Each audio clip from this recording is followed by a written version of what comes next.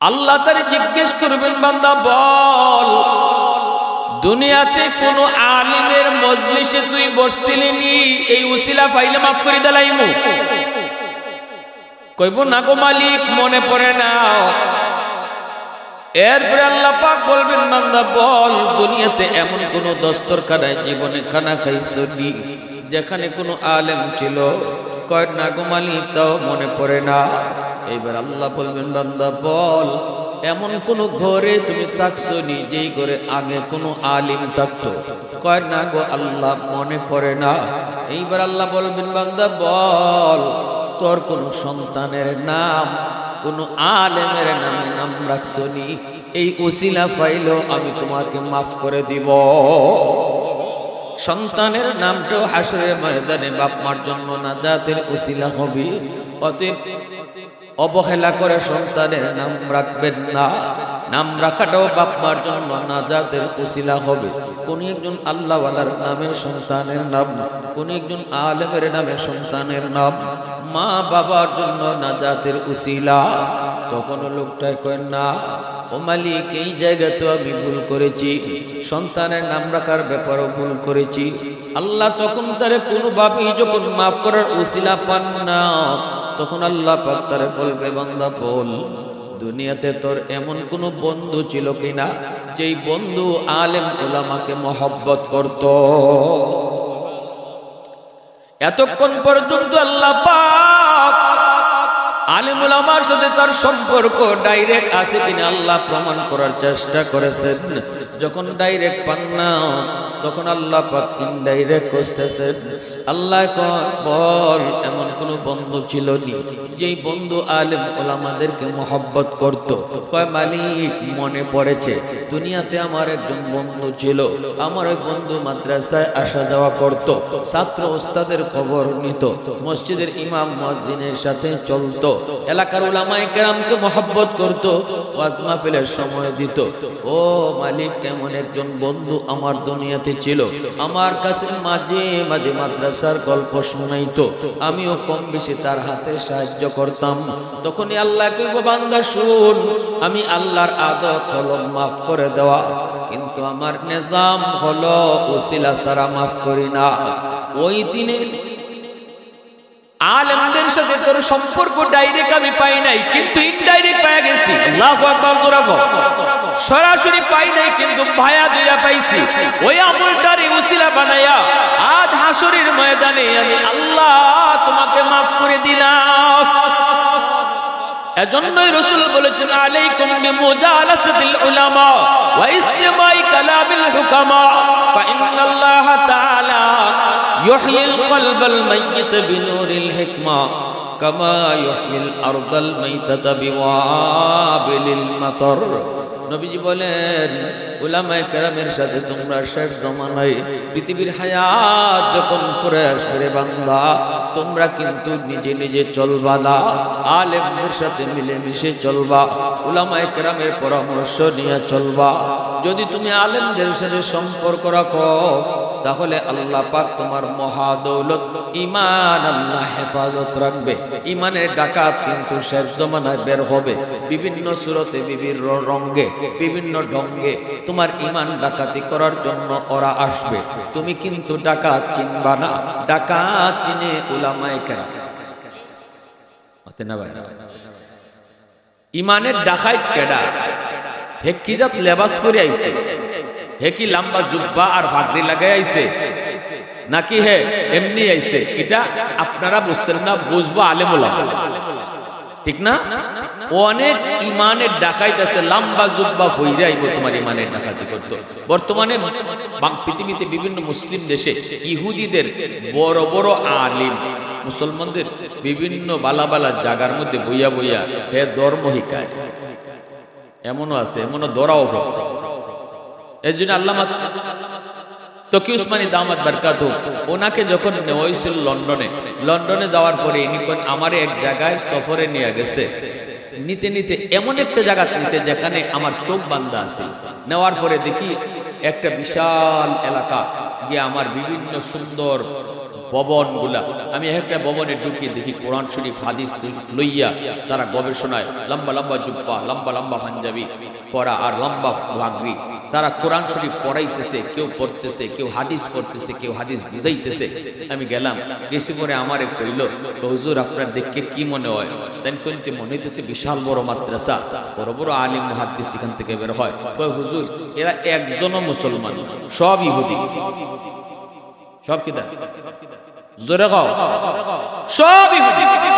ইহুদিরা এটা মাদ্রাসা বানাইছে, মুসলমানদের ধর্ম কিতাব পড়াইতেছে, মুসলমানদের সমাজে সমাজে ইমাম বানায় পাঠাইব, আর গিয়া এরা এখানে মুসলমানদের মাঝে বিভেদ লাগে, মুসলমানদের মধ্যে ঝগড়া লাগে, ইসলামের অপব্যাখ্যা দিবে, ইসলামের ভিন্ন ভিন্ন ব্যাখ্যা দিয়ে মুসলমানদের পাট পাট করে ফেলবে। এই উদ্দেশ্যে ইহুদিরা এই মাদ্রাসা দিছে, আর এখান থেকে আলিম উলামা বাইর করতেছে। অতএব কারা ইসলামের পক্ষে, কারা ইসলামের বিপক্ষে, কে ইসলামের লাগে আইছে আর কে ইসলামের বিরুদ্ধে আইছে, এটা আপনারা বুঝবেন না, বুঝবো উলামায়ে কেরাম। এজন্য আল্লাহ রাসূল কইছে শেষ জমানায় আলেমদের সাথে থাকতো, তাহলে তোমার ঈমানকে ডাকাইতে ডাকাতি করতে পারতো না। তোমার কাছে যদি আয় ডাকাতি করার জন্য, তখন দেখবো তুমি ইমাম সাহেবের সাথে চলো।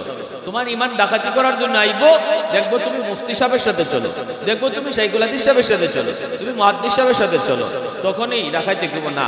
এখানে যদি আমি কোনো কিছু বুঝ দিতে যাই, এর সাথে সাথে ইমাম সাহেবকে জানাই দিব, মুফতি সাহেবকে কইয়ে দিব, আমি ধরা পড়ে দিব, তখনই আপনার থেকে দূরে থাকবো। আর যখন দেখবো আপনি একা একা আটেন, তখনই আপনারা আইয়া বিভিন্নভাবে পুশ দিব। ঠিক কিনা জোরে কও? এজন্য বাইরা বন্ধুরা, হাসরের ময়দান বড় বিপদ। হাসরের ময়দানে সবাই শুধু ইয়া নফসি করবে, কেউ কেউ মার কথা চিন্তা করবে না, বাবার কথা চিন্তা করবে না, কোন নবী পর্যন্ত বলবে না আল্লাহ আমার আব্বা কই, আমার আম্মা কই, কোন নবী পর্যন্ত এই কথা বলবে না। সবাই শুধু বলবে মালিক আমাকে বাঁচাও, আমাকে বাঁচাও, আমাকে বাঁচাও, ইয়া নফসি শুধু সবাই করবে। একজন মাত্র পয়গম্বর, তিনি হলেন আমার আপনার নবী, ইনি শুধু হাসরের মাঠে ইয়া উম্মতি কইয়া কানব। সকল নবী কইব আমারে বাঁচাও, আমারে বাঁচাও, আর আমার আপনার নবী কইব আল্লাহ আমার উম্মত রে বাঁচাও। সব নবী কইব আল্লাহ আমারে বাঁচাও।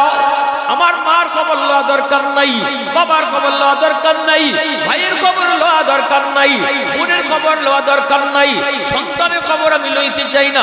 আল্লাহ আমারে বাঁচাও, আমারে বাঁচাও, আমারে বাঁচাও। কিন্তু আমার আপনার নবী শুধু কইব আল্লাহ আমার উম্মত রে বাঁচাও।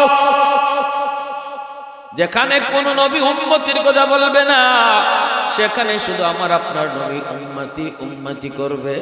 ভাইরা বন্ধুরা, হাসরের ময়দানে আল্লাহ পাক রব্বুল আলামিন একটা চিত্র বলেন, ইয়াউমা ইয়াফিরুল মারউ মিন আখিহি ওয়া উম্মিহি ওয়া আবিহি ওয়া সাহিবাতিহি ওয়া বানিহি লিকুল্লি ইমরিইম মিনহুম ইয়াউমা ইযিন শা'নুন ইউগনি।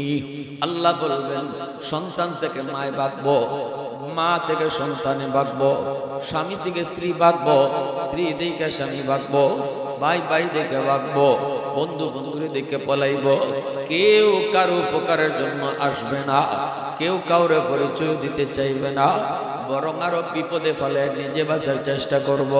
মায় কইব মালিক আমার সন্তানের কারণে আজকে বেনামাজি হইছি, সন্তানে কইব আল্লাহ আমার মার কারণে বেনামাজি হইছি, আমার বাপের কারণে বেনামাজি হইছি। এইভাবে সবাই আরেকজনের গায়ে দোষ দিয়ে নিজে বাঁচার চেষ্টা করব। যেই সন্তানের জন্য মা জীবন দিতে দুনিয়াতে রাজি আসলো রে যুবক, পাশের সামনে যায় দাঁড়ায় কইতো আমারে আগে মারো, এরপরে আমার সন্তানরে মারো। কিন্তু হাসরের ময়দানে আল্লাহ বলেন এই মা সন্তানকে চিনবে না, বিন্দু পরিমাণও পরিচয় দিবে না। একজন মানুষ হাসরের ময়দানে একটা নেকির জন্য আটকা পড়ে গেছে। আল্লাহ কইব বান্দা একটু ঘুইরা দেখ, তোরে কেউ একটা নেকি দেয়নি, একটা নেকি তোরে কেউ দেয়নি, দেখ একটা নেকি পাইলে আমি তোরে জান্নাত দিলাইব।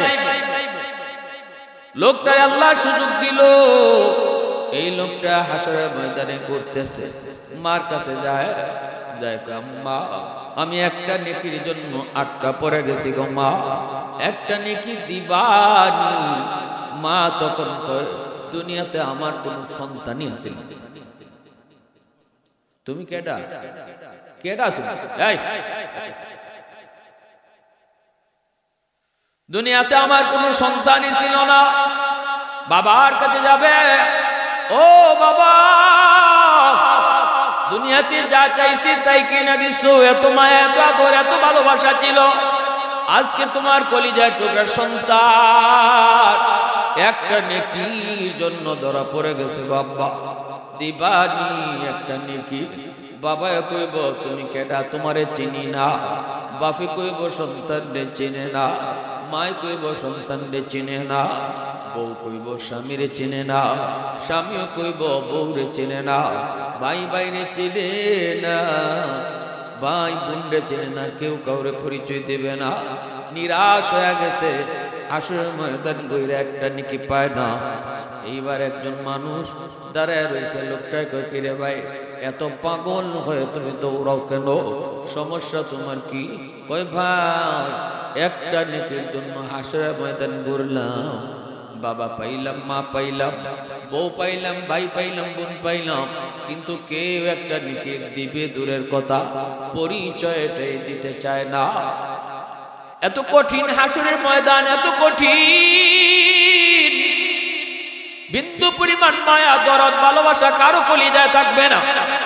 হাসরের মাঠে কেউ কাউরে মায়া দেখায় না, হাসরের মাঠ মায়া দেখাইবার জায়গাও না, শুধুমাত্র আল্লাহ পাকের কুদরতে কলিজায় মায়া থাকবো। আল্লাহু আকবার জোরে কও। প্রশংসা করব কার? আরেকটু জোরে কও কার?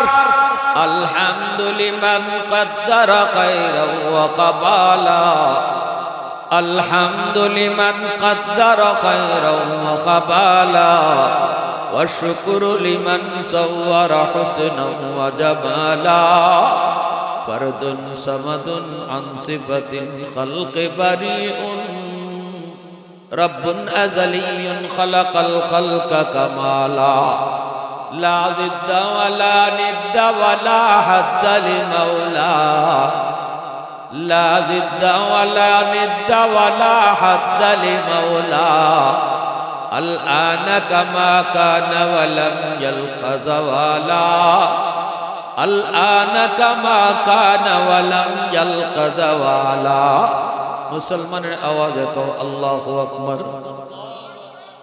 ভিক্ষুকের মতো तमाम হাসরের ময়দান ভিক্ষা করবে একটা নেকি, কেউ দেয় না, কেউ তার একটা নেকি ভিক্ষা দিল না। এইবার সে গেল কোথায়? একজন মানুষ তারে পাইলো, ডাক দেয়া বলতেছে ভাই তোর কি দরকার? আমার একটা নেকি দরকার, কিন্তু কেউ দেয় না। তখন ওই লোকটা বলতেছে ভাই আয় আমি তোরে একটা নেকি দিয়া দেই। আল্লাহু আকবার জোরে কও। ওই লোকটা তার একটা নেকি দিয়া দিল। এই একটা নেকি পায়া সে আল্লাহর দরবারে হাজির হলো। আল্লাহ পাক রব্বুল আলামিন তখন ডাক দেয়া কয় বান্দা একটা নেকি তোরে কে দিছে? মা কয় না।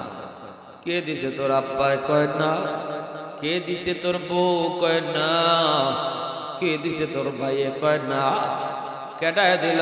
কয় চিনি না। আল্লাহু আকবার। আল্লাহ ফেরেশতাদেরকে বলবো আমার যে বান্দায় তারে নেকি দিয়া সাহায্য করেছে তারও লইয়াও।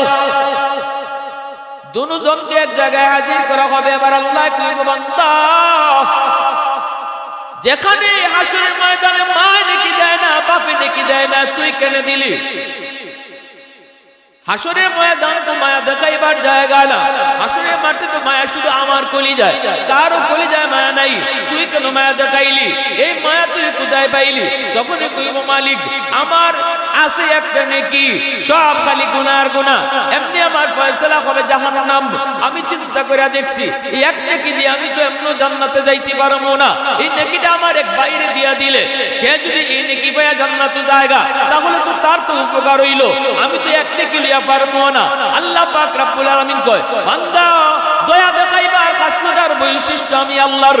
আমার গুণ যেহেতু তুই লয়ে গেছো, অতএব তোর উপরে আমি খুশি হয়ে গেছি। বিপদে তুই যে সাহায্য করছো, এর উপরে আমি আল্লাহ তোর উপর খুশি হইয়া তোরও মাফ করে দিলাম। এত আস্তে সুবহানাল্লাহ, এত জিম ধরে নিছেন আপনারা, তো আওয়াজ দিয়ে কও সুবহানাল্লাহ।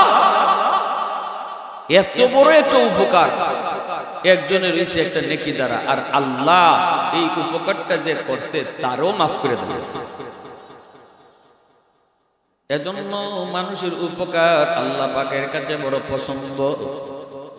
ভাইরা বন্ধুরা, হযরত আব্বাস রাদিয়াল্লাহু তাআলা আনহু, আব্দুল্লাহ ইবনে আব্বাস রাদিয়াল্লাহু তাআলা আনহু মদিনার মসজিদে ইতিকাফ করেন। এক লোকে যায় কয়, হুজুর আমি বড় বিপদে আছি, একটু সাহায্য করবেন নি? আপনি যদি একটু সাহায্য করেন তাহলে এই বিপদ থেকে আমি উদ্ধার পাই। সাথে সাথে ইনি উপকার করার জন্য মসজিদ থেকে বের হয়ে যাইতেছেন। লোকটাই কয়, হুজুর আপনি না মসজিদে ইতিকাফের নিয়ত করেছেন, এটা ছিল নফল ইতিকাফ, রমজানের ইতিকাফ না। তখনই তিনি কয়, আমার ইতিকাফটা নফল। আমি ওই রওজাওয়ালার পবিত্র জবান থেকে শুনেছি। আমার নবীজি রওজার দিকে ইশারা দিয়া কয়, আমি ওই রওজাওয়ালার পবিত্র জবান থেকে শুনেছি নিজের কানে।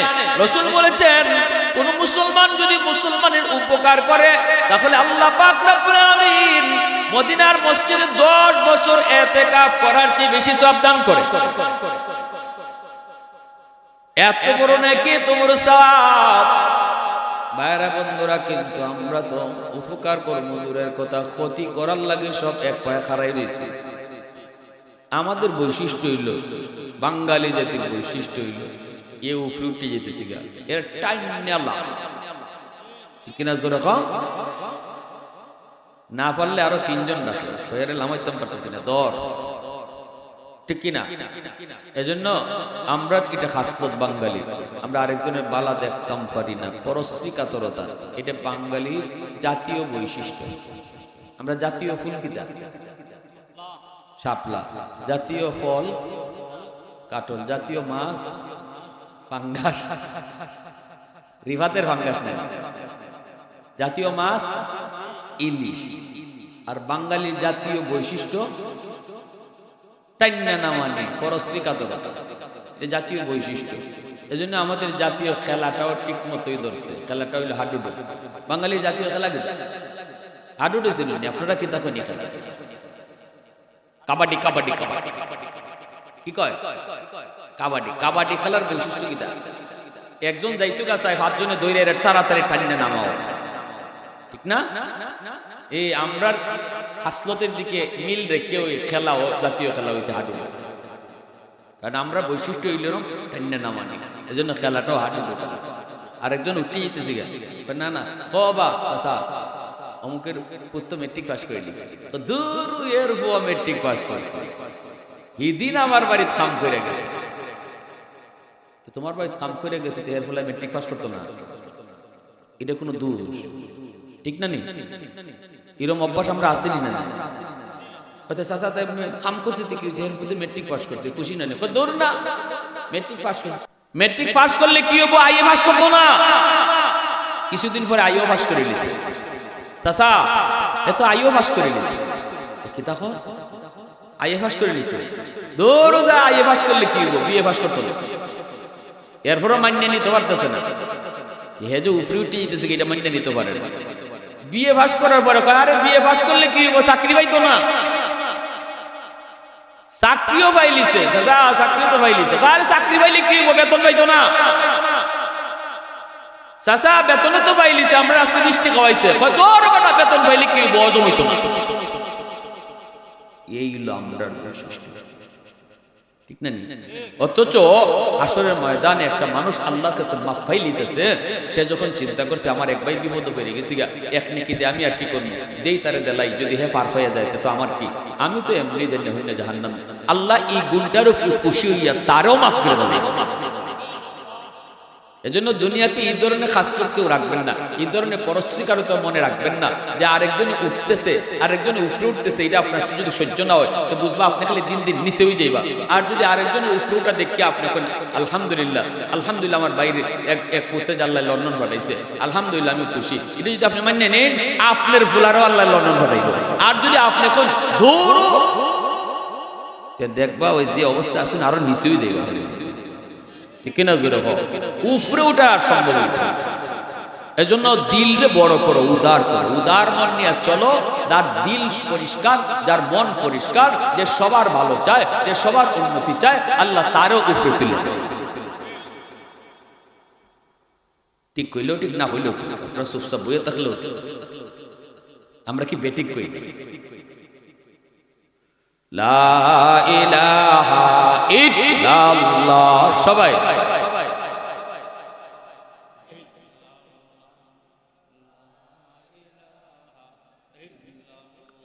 জুরে লা ইলাহা ইল্লাল্লাহ।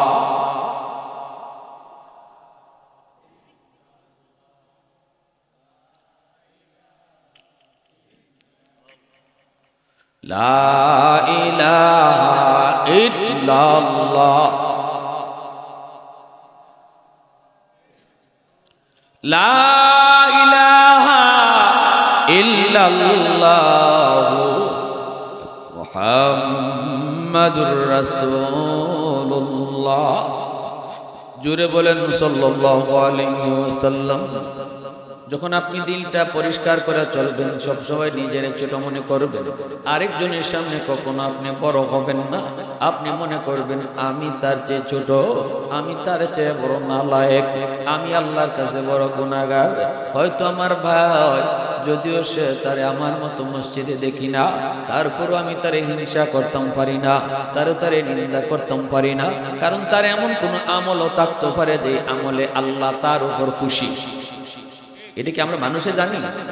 আমরা তো জানি না কার কোন কাজের উপর, কার কোন আমলের উপর আল্লাহ খুশি। এজন্য অহংকার করা চলবে না, কাউকে ছোট মনে করা চলবে না। মান তাওয়াদা লিল্লাহ রাফাহুল্লাহ। আপনি নিজে যত ছোট মনে করবেন, আল্লাহ আপনার তত বড় বানায় দিব। নিজে বড় হওয়া যায় না, আল্লাহ যারে বড় করে সেই বড় হয়। নিজে বড় হইতে গেলে ছোট অন লাগে, ঠিক না জোরে কও? নিজে বড় হইতে গেলে ছোট অন লাগে, ছোট অন লাগে। হাসরের ময়দানে একজন মানুষকে আল্লাহ পাক কইব, যা আমার দয়া করে maaf করে দিলাম। কিন্তু এই লোকটা কইব, মনে মনে কইব, আমি দয়া কেন মাপ পাইতাম? বনি ইসরাইলের এই লোক 500 বছর সেজদার হালতে কাটায় দিছে। আল্লাহু আকবার। পেটের ক্ষুধা লাগলে, পানির তৃষ্ণা পাইলে পরে ওই জায়গার মধ্যে আল্লাহ পাক একটা মিষ্টি পানির নহর আল্লাহ জারি রাখছে। ওই মিষ্টি পানির নহর থেকে এক মুষ্টি পানি পান করত, সারাদিনে আর পানির তৃষ্ণা তার লাগতো না। একটা আনার গাছ, ডালিম গাছ তার সেজদার পাশে আল্লাহ পাক কুদরতি ভাবে লাগাই দিছে। একটা ডালিম খাইতো, সারাদিনে আর ক্ষুধা লাগতো না। এইভাবে লোকটা 500 বছর আল্লাহর কদমে সেজদা দিয়ে ইবাদত করছে। এরপর আল্লাহর কাছে দোয়া করছে, মালিক আমার মরণ যেন সেজদার হালে হয়, হাসরের মাঠেও তুমি আমার সেজদার হালতে উঠাইও। এমন এক দোয়া করছে, আল্লাহ মরণ যেন সেজদার হালতে হয়, হাসরের মাঠেও তুমি আমার সেজদার হালতে উঠাইও। আল্লাহ পাক তার দুটো দোয়া কবুল করেছেন, সেজদার হালতে তার মরণ হয়েছে। এমন কি ওই অবস্থায় আল্লাহ পাক তার কিভাবেই রাখছেন। মায়ার নবী হাদিস শরীফে বলেন, পৃথিবীর কোথাও কোন এক জায়গায় আল্লাহ পাক তার এই দেহটাকে সংরক্ষণ করে রাখছে। সেজদার হালতে লোকটা এখনো আছে। চারদিকে আল্লাহ পাক রব্বুল আলামিন পাহাড়ের মাটি দিয়ে আল্লাহ মিলাই দিছে। এই জায়গার মধ্যে আর কেউ যাইতে পারে না। হাসরের মাঠে আল্লাহ তারে উঠাইব। উঠানির পরে কি কাণ্ডটা ঘটব, কি কাণ্ড ঘটব, অগ্রিম আল্লাহ তার হাবিবরে জানায় দিছে। যখনই আল্লাহ এই লোকটা দেখব, যাও আমার দয়ায় তোমারে মাফ করে দিছি, তখন মনে মনে কইব 500 বছর সেজদায় কাটাইয়া দিলাম, জীবনে একটা গুনাহ করলাম না, এখানে আবার আল্লাহ দয়ায় আমারে মাফ করতে কি কয়? আমি তো আমার আমলের জোরেই জান্নাতে যাইতাম। কথাটা বুঝছেন নি আপনারা? কথা বুঝেন আমার? অহংকারটা আইছে কি? আমি এমন এক মানুষ, জীবনে গুনাহ করলাম না, সেজদার হালতে মরণ হইল আমার, সেজদার হালতে আল্লাহর সামনে হাজির হইলাম, আমারে আল্লাহ দয়া কেনে মাপ দিত, আমি তো আমার আমলের জোরেই জান্নাতে যাইতাম। দিলের ভিতরেই বাপটা খালি আইছে, দিলের কথা জানেন কে? আরো জোরে কও। নাকি দয়াল বাবা, কিবলা বাবা, খাজা বাবা, জটা শাহ, ল্যাংটা শাহ, বদনা শাহ আসেনি না?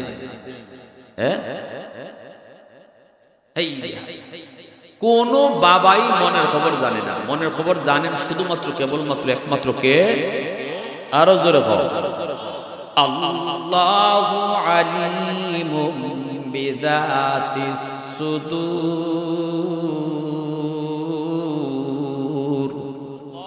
অন্তরের খবর জানেন শুধুমাত্র কে? আল্লাহ। এইবার আল্লাহ পাক তার অন্তরের খবর জানা মাত্রই আল্লাহ পাক কয়, বান্দা তুই তোর আমলের জুড়ে জান্নাতে যাবি। যেই আমল নিয়ে তুমি হাজির হয়েছ, এই আমলেই তুমি জান্নাতে যাওয়ার কথা, জান্নাতে যাওয়ার কথা। ঠিক আছে আমার ফেরেশতারা আমার বান্দারে জান্নাতে লয়ে যাও। আমলের গুণেই সে জান্নাতে যাবে, তবে তারে যাওয়ার সময় জাহান্নামটা একটু দেখাইয়া নিয়ে, জাহান্নামের কাজ দিয়ে নিয়ে যায়। জাহান্নামের কাজ দিয়ে যখন নিয়ে যাইতেছেন, জাহান্নামের আগুনের তেজ, শরীরটা শুকায় গেছে, পানি বড় তৃষ্ণা লাগছে। ফেরেশতাদেরকে ডাক দিয়ে উনি বলতেছে, ভাই আমারে এক গ্লাস পানি খাওয়াও, প্রচন্ড পানির তৃষ্ণা। ফেরেশতারা কয়, আল্লাহর বান্দা একটু অপেক্ষা করো, এই জায়গায় কোনো পানির ব্যবস্থা নেই, একটু পরেই তুমি জান্নাতে গেলে সব পাইবা। কয় রে ভাই আমার পানি খুব বেশি লাগছে, তাড়াতাড়ি পানি দাও। ওইখানে পানির কোনো ব্যবস্থা নাই। সামনে যত যায় আগুনের তেজ তত লাগে, আর ততই তার গলা শুকায়, পানি পানি করা শুরু করছে। ফেরেশতারা কয় পানির কোনো ব্যবস্থা নাই, একটু সবর করো।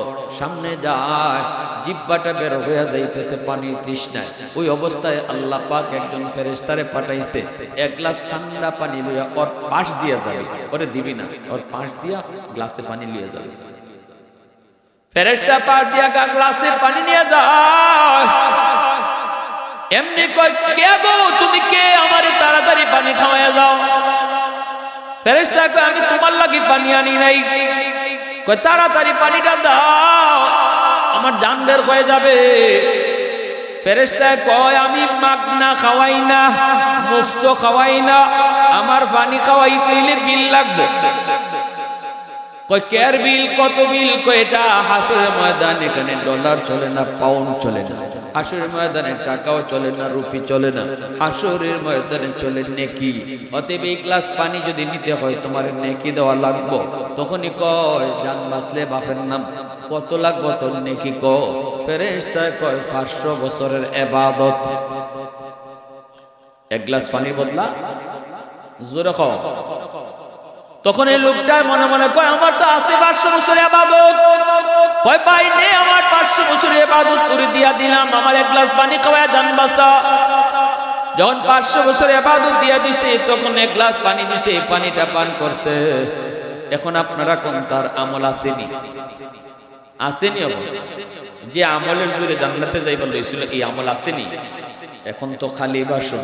তখন আল্লাহ পাক ফেরেশতাদেরকে কয়, ফেরেশতারা আমার বান্দারে আর নেওয়া লাগবে না, ফিরে আমার কাছে হাজির করো। আল্লাহর কাছে হাজির করা মাত্রই আল্লাহ পাক কয়, বান্দা এখন তুই তোর কোন আমল লইয়া জান্নাতে যাবি? তোর আমল তো এক গ্লাস পানির বদলে তুই ফেরেশতারে দিয়ে দিছ।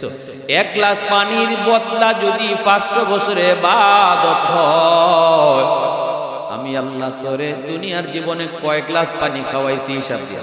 সুবহানাল্লাহ। এক গ্লাস পানির বদলা যদি 500 বছর ইবাদত হয়, আমি তোমার ওই যে মিষ্টি পানির নহর দিয়া জারি রাখছিলাম, আর দিনও এক গ্লাস করে এক মুঠ পানি খাইতা, আর তোমার তৃষ্ণা লাগতো না, ওই পানির বদলাটা আমি আল্লাহরে দিয়া তারপরে তুমি জান্নাতে যাও। সুবহানাল্লাহ। তো আসতে নি আর একটু জোরে কও সুবহানাল্লাহ।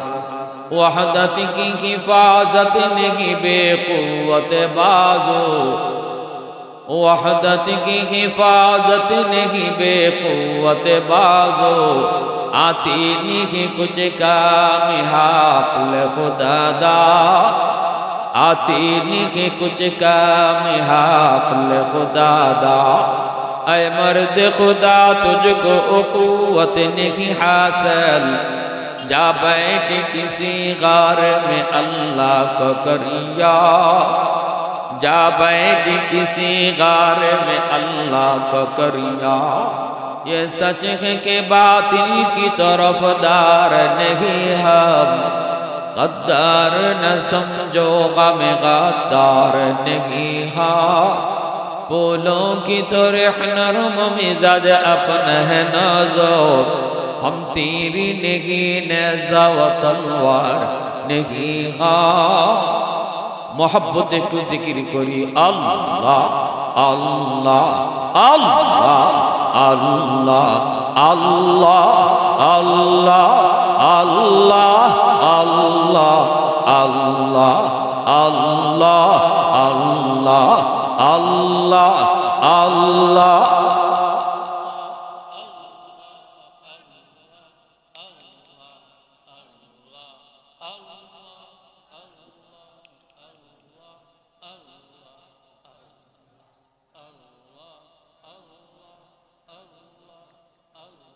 এই যুবক, বড় তো আল্লাহ একবার ডাকও দিতে পারো না, ডাক দিলে আরেকজনে ভিতরে আত্মা করে আল্লাহ ডাক মারছে গীতা বিপদ পড়ছে না। এই যে এক জায়গায় সুন্দর এক পরিবেশ, জান্নাতি পরিবেশ, একটু ডাকো না মালিক রে, সুযোগ তো নাই, তো আওয়াজ দেখো আল্লাহ আল্লাহ আল্লাহ আল্লাহ আল্লাহ আল্লাহ আল্লাহ আল্লাহ আল্লাহ আল্লাহ আল্লাহ আল্লাহ আল্লাহ আল্লাহ আল্লাহ।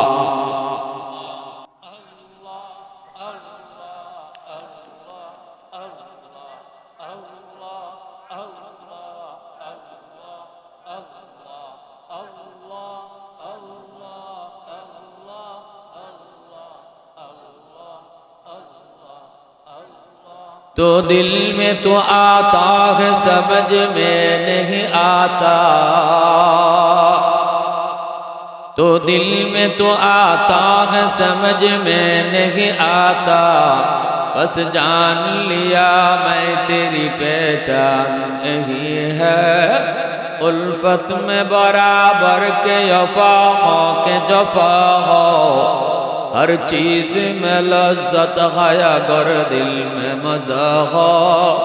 एक चश्म ज़दन गाफिल अज़ा शाह नबाशी, शायद कि निगाहें कुनदा गाह नबाशी, शायद कि निगाहें कुनदा गाह नबाशी।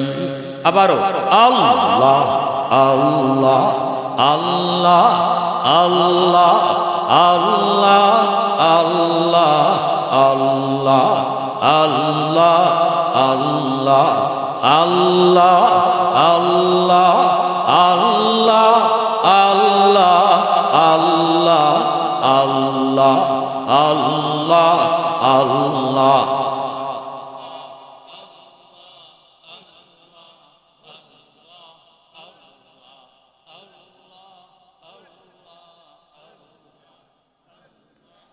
ला इलाहा इल्लल्लाह।